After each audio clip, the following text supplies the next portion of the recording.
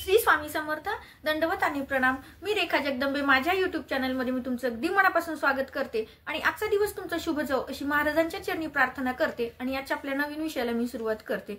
तर मैत्रिणींनो, 21 नोव्हेंबर पासून सुरू होत आहे मल्हारी मार्तंड भैरवाचं षडरात्र उत्सव। तर हे आपण कसं साजरं करायचं, मल्हारी मार्तंड भैरव कोण आहेत किंवा त्यांची पूजा का करायची किंवा कधीपासून कधीपर्यंत करायची आणि म्हणजे त्यासाठी वेगळं पूजा मांडायची का किंवा कुणी करायचं, या माहितीचा आजचा व्हिडिओ आहे। तर व्हिडिओ स्किप न करता पहा, तुमच्या सगळ्या प्रश्नांची उत्तरं तुम्हाला मिळतील। तर मैत्रिणींनो, मार्गशीर्ष महिन्यातला पहिला दिवस म्हणजे षडरात्र उत्सवाला आपल्या सुरुवात होते। तर षडरात्र उत्सव म्हणजे 6 दिवसाचा उत्सव, ज्यामध्ये आपल्याला चंपाषष्ठी पर्यंत म्हणजे 21 नोव्हेंबर पासून ते 26 नोव्हेंबर 2025 पर्यंत म्हणजे हे 6 दिवस आपल्याला आपल्या कुलदेवतेची सेवा करावायची आहे।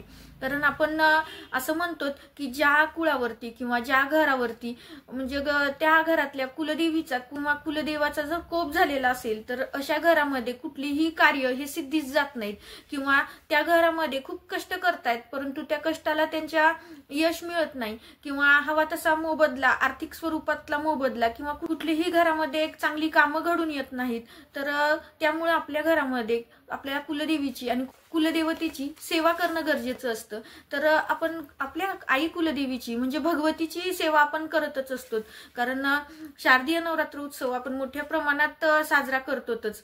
त्याच पद्धतीनं म्हणजे ज्या पद्धतीने आपण शारदीय नवरात्रामध्ये किंवा 9 दिवस आई भगवतीची आपण मोठ्या प्रमाणात मग दुर्गा सप्तशतीचे पाठ असो, कुंकुमार्चन असो, अशा विविध सेवा आई भगवतीच्या चरणी अर्पण करत असतो।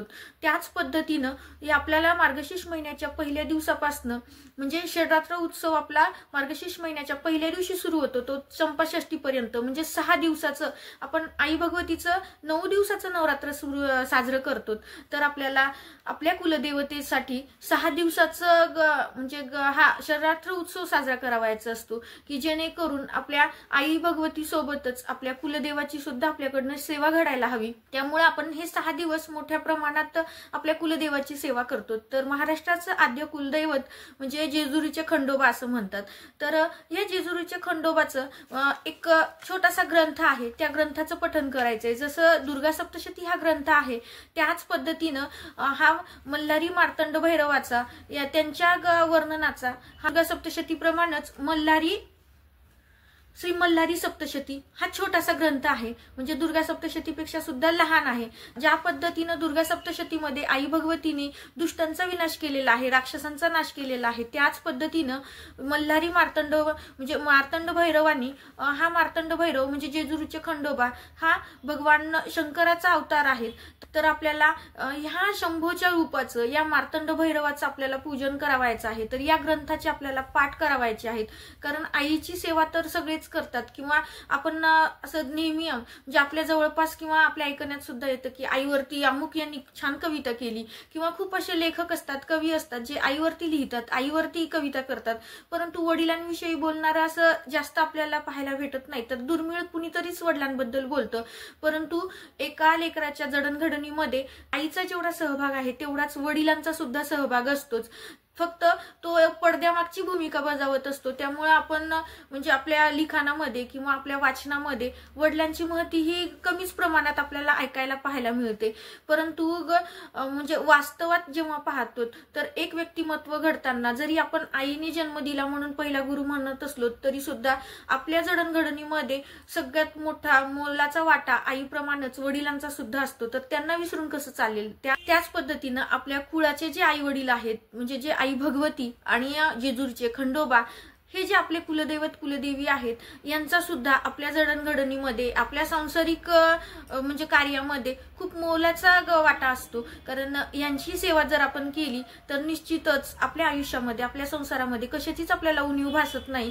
त्यामुळे आपल्याला म्हणजे नवरात्रीप्रमाणेच आई भगवतीच्या ज्या पद्धतीने सेवा करतो त्याच पद्धतीनं फक्त 6 दिवस आपल्याला षडरात्र उत्सव म्हणजे आपल्या वडिलांची म्हणजे जेजुरीचे खंडोबा म्हणजेच मल्हारी मार्तंड भैरव यांचं सुद्धा पूजन करावायचं आहे, की जेणेकरून या दोघांचा आशीर्वाद असेल तर आपल्या सांसारिक समस्या सगळ्या दूर होतील आणि आपल्या आयुष्यामध्ये कशाचीच उणीव भासणार नाही। तर षडरात्र उत्सवामध्ये आपल्याला काय सेवा करावायची आहे, तर मी जो तुम्हाला आता ग्रंथ दाखवलेला आहे मल्हारी श्री मल्हारी सप्तशती, तर या ग्रंथाचे आपल्याला 5 पाठ करायचे। मग संकल्पयुक्त जर तुम्हाला शक्य असेल तर तुम्ही 14 पाठ करा, तुम्ही 11 पाठ करा, पण या 6 दिवसाच्या कालावधीमध्ये, कारण वर्षभर धावपळीच्या काळामध्ये आपल्याला प्रत्येक गोष्टीसाठी सेवा वगैरे सगळ्या गोष्टी करणं शक्य नसतं। परंतु असं म्हणतात की जे स्वामी सेवेकरी आहेत त्यांना माहिती आहे की, कारण आपल्याला गुरुमौली सतत सांगतात की वर्षातून एक वेळेस तरी आपल्या कुलदेवीचा कुलदेवतेचा मानसन्मान आपल्याकडनं व्हायला हवा, त्यांना योग्य तो आदर आपण द्यायला हवा, त्यांच्या मूळ पीठावरती जाऊन त्यांचा तो मानसन्मान करायला हवा। आपल्याला सतत गुरुमौली सांगत असतात, परंतु काही वेळेस आपल्या सांसारिक अडचणीमुळे, आर्थिक अडचणीमुळे किंवा शारीरिक अडचणीमुळे आपण प्रत्येक वेळेस पीठावरती जाऊ शकत नाही। तर अशा वेळेस आपण आपल्याच घरी या षडरात्र उत्सवाच्या निमित्तानं, या नवरात्रीच्या निमित्ताने आपण आपल्या कुलदेवीची आणि कुलदेवतेची आपण मोठ्या प्रमाणात सेवा करायची, की जेणेकरून त्यांचा वरदहस्त नित्य आपल्यावरती कायम राहील। तर याचं पठण कसं करायचं, मग कुणी करायचं, तर सगळ्यात पहिल्यांदा सांगते, कारण असं आपण म्हणतो की आई भगवतीची म्हणजे कुलदेवीची सेवा ही कुलस्त्रीने करायची असते, म्हणजे घरातल्या कुठल्याही स्त्रीने करावायची असते। त्याच पद्धतीनं आपल्याला कुलाचार सांभाळताना, मग षडरात्र उत्सव साजरा करताना आपल्याला मल्हारी मार्तंड भैरवाचं जेव्हा पूजन करतो तर त्या घरातल्या कर्त्या पुरुषांनी त्याचं पूजन करावायचं असते। मग हे पाठ आपल्या घरातल्या कर्त्या पुरुषांनी करायचे, परंतु बऱ्याचशा घरामध्ये पुरुषांना म्हणजे धार्मिक त्यांच्या मनावरती कुठलेच संस्कार नसतात, किंवा एखाद्याला म्हणजे धार्मिक कार्य करणं हे सुद्धा नकोसं वाटतं, किंवा दररोजचं पण म्हणजे देवापुढे नतमस्तक होणं सुद्धा नकोसं वाटतं। तर अशा वेळेस त्या अशा माझ्या भगिनी म्हणतील की आमच्या घरातले पुरुष तर काहीच करत नाहीत, तर मग आता आम्ही पाठ करायचं कसं करायचं, तर काहीच हरकत नाही, कारण एवढे दिवस म्हणजे तुम्ही येण्याच्या आधीपासून ते तुम्ही आल्यानंतर सुद्धा त्यांच्या मनावरती जर धार्मिक संस्कार झालेलेच नसतील तर आता तुम्ही वाद घालून काहीच होणार नाही। त्यामुळं सरळ तो पाठ आपणच करायचा आहे। मग आता कारण कुलाचार पती पत्नीने मिळून सांभाळायचा असतो, परंतु जर पतीची धार्मिक कार्यामध्ये रुची नसेल तर अशा वेळेस त्या कुलस्त्रीने, कारण आपल्याला पूर्ण कुळाचा भार सांभाळायचा आहे, आपल्याला आपल्या घरातले जे रिच्युअल्स आहेत ते रिच्युअल्स पाळायचे आहेत। मग भलं ते तुम्हाला घरात कुणी वडील धाडील लोक सांगणारी जरी नसली तरी सुद्धा तुमच्या जवळपास जर केंद्र असेल तर निश्चितच त्या ठिकाणी तुम्हाला सगळ्या कुलाचाराची माहिती तुम्हाला मिळते।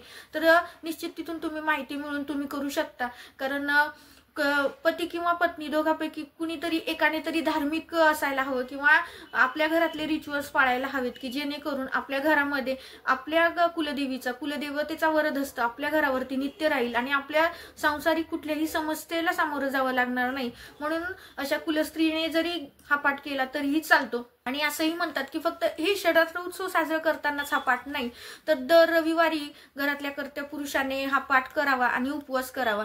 जर उपवास शक्य झाला तर फक्त उपवास करावा, किंवा पाठ शक्य झाला तर पाठ, परंतु दोन्ही शक्य असतील तर आवर्जून अशा पुरुषांनी म्हणजे दर रविवारी हा नियम पाळायला हवा। कारण आपण असं म्हणतो की मंगळवारचा दिवस हा कुलदेवीचा असतो आणि घरातल्या कुलस्त्रीने मंगळवारचा उपवास करायचा, कारण मला प्रत्यक्ष गुरुमौलींनी स्वतःच सांगितलेलं होतं, पहिले गुरुवार करायची, परंतु माऊलींनी मला सांगितलं की कुलस्त्रीने मंगळवार म्हणजे कुलदेवीच्या नावाने मंगळवार करायचा, तर तेव्हापासून मी मंगळवार करते। आणि सांगण्यापेक्षा माझ्या पण घरामध्ये तीच कंडिशन आहे, आहोंना पारायण किंवा पूजापाठ वगैरे जास्त आवडत नाहीत किंवा ते काही करत नाहीत, त्याच्यामुळं सगळे जे कुलाचार आहेत ते म्हणजे त्याची जबाबदारी माझ्यावरतीच, त्याच्यामुळं पण मी ते आवडीने करते। कारण जेव्हा आपण कुलाचार करतो किंवा जेव्हा आपण आपल्या कुलदेवतेची पूजा करतो तर खरंच घरामध्ये एक म्हणजे स्वतःला तर आत्मिक समाधान मिळतंच, त्यासोबतच घरामध्ये सुद्धा आपल्याला ज्या काही सांसारिक समस्या येतात तर त्या समस्येला सामोरं जाण्यासाठी एक आपल्याला बळ मिळतं। किंवा एखाद्या वेळेस आपण असं म्हणतो की हात तुटता माझं बोटावरच संकट गेलं, त्याच पद्धतीनं एखादं संकट जर आपल्या कर्मभागानुसार आपल्याला संकट येतच असतात, ती टाळता येत नाहीत, परंतु आपल्या ह्या सेवेच्या माध्यमातून ती थोडीशी त्याची तीव्रता कमी मात्र निश्चित होते। तर यासाठी आपल्याला ह्या सेवा करायच्यात। तर ह्या षडरात्र उत्सवामध्ये मग तुम्ही लहरी सप्तशतीचे पाठ तुम्हाला करायचेत, मग तुमची इच्छा असेल की तुम्हाला 11 पाठ करायचे तर ह्या 6 दिवसाच्या कालावधीमध्ये एका दिवशी 2 या पद्धतीने तुम्ही करू शकता। पण हे जर शक्य नसेल तर निश्चितच तुम्ही एका दिवशी या पद्धतीने 5 पाठ आवर्जून करावेत, की जेणेकरून आई भगवतीप्रमाणे म्हणजे कुलदेवीच्या सेवेप्रमाणे आपल्या वडिलांची सुद्धा आपल्याकडनं सेवा घडेल। कारण आई रुसत नाही म्हणून आपण मोठ्या प्रमाणात आईची सेवा करतो, परंतु वडिलांना गृहीतच धरत नाही। त्यामुळे फुल नाही फुलाची पाकळी म्हणून मिनिमम आपल्याकडनं 5 तरी पाठ व्हायला हवेत। तर हे 5 पाठ आवर्जून करावेत। मग आता हे 5 पाठ करताना विशिष्ट मांडणी करायची का? तर नाही, ज्यांच्याकडे घट बसवतात, घटस्थापना म्हणजे जसं आपण नवरात्रात घटस्थापना करतो त्याच पद्धतीने षडरात्र उत्सवामध्ये सुद्धा काही भागामध्ये खंडोबाचे घट बसवले जातात, त्यांना घटावरती बसवलं जातं। तर ज्यांच्या घरी घट आहेत त्यांनी घटस्थापना करावी, आणि ज्यांच्या घरी घट नाहीत तर अशा वेळेस जर तुमच्या देवघरामध्ये खंडोबाचा जर तुमच्याकडे टाक असेल तर निश्चितच त्यांचं वेगळ्या आसनावरती मांडून तुम्ही म्हणजे त्यांचं पूजन 6 दिवस करू शकता, किंवा हे पाठ करू शकता। तर किंवा अखंड दिवा प्रज्वलित तुम्ही करू शकता। म्हणजे हे ज्या साध्या साध्या गोष्टी आहेत ते रिच्युअल्स आपण पाळायचे आहेत, आणि त्यासोबतच ह्याचे पाठ मात्र आवर्जून करायचे। तर नित्य तुमच्या घरावरती तुमच्या कुलदेवतेचा वरदहस्त कायम राहील, त्यासाठी आपल्याला आवर्जून ही सेवा करावयाची आहे। मग आता हे पाठ करायचे कधी?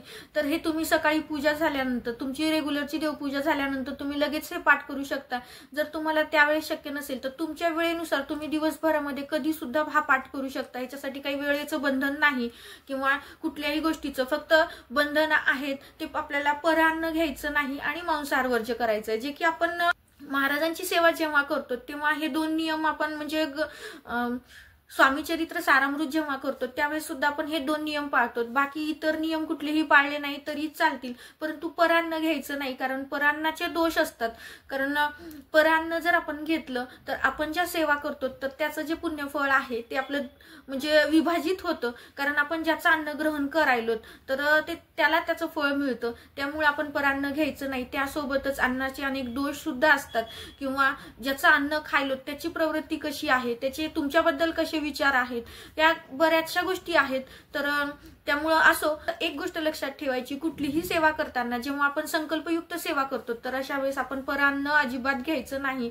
जावीलाज असेल तर अशा वेळेस तुम्ही परान्न घेतलं तरी चालतं, कारण कसं आपण बाहेर कुठं गेलोत आणि प्रत्येक वेळेस माझ्या सेवा आहेत म्हणून कुणाकडे जर काही नाही खाल्लं तर अशा वेळेस गैरसमज होतात। तर त्यावेळेस तुम्ही गायत्री मंत्र 3 वेळेस म्हणून ते अन्न ग्रहण करायचंय, परंतु शक्यतोपर्यंत टाळण्याचा प्रयत्न करायचा आहे। आणि हे सुद्धा परान्न घेताना जर तुम्ही नातलगांकडे गेलात आणि तिथं तुम्हाला म्हणजे खाणं तुम्हाला अनिवार्य आहे तर अशा वेळेसच हा नियम पाळायचा आहे। तुम्ही गायत्री मंत्राचं पठण करून मग ते अन्न ग्रहण करू शकता। त्यासोबतच मांसाहार मात्र कडकडीत वर्ज्य करायचा आहे। कुठलीही सेवा करताना आपल्याला कुठलीही जीवितहानी करायची नाही, कारण मांसाहार हे एक जीवितहानी आहे आणि आपण पुण्याचे वारसदार बनतोय किंवा आपल्याला पुण्य फळ मिळावं म्हणून काही सेवा करतोय। तर अशा वेळेस आपल्याकडनं कुठलीही जीव हत्या झाली नाही पाहिजे या गोष्टीची काळजी घ्यायची, म्हणून आपल्याला मांसाहार कडकडीत वर्ज्य करायचा आहे। घरात जर करत असतील तर नाविलाज असेल आणि घरात बनवावंच लागत असेल तर अशा वेळेस ज्यांनी सेवा करतात त्यांनी मात्र म्हणजे कडकडीत वर्ज्य करायचं आहे। बाकी इतरांचं काही असो, पण स्वतः मात्र आपण अजिबात घ्यायचं नाही आणि नियम पाळायचे। त्यासोबतच आता षडरात्र उत्सव फक्त 6 दिवसाचा आहे, त्यामुळे तुम्ही ब्रह्मचारी आवर्जून पालन करा, कारण आपण नवरात्रीमध्ये सुद्धा ब्रह्मचर्याचं पालन करतो। तर हे 3च साधे नियम आहेत। तर फक्त परान्न घ्यायचं नाही, त्यासोबतच मांसाहार वर्ज्य करायचं आहे आणि ब्रह्मचर्याचं पालन करायचंय, कारण आपण आपल्या कुलदेवाची सेवा करतो।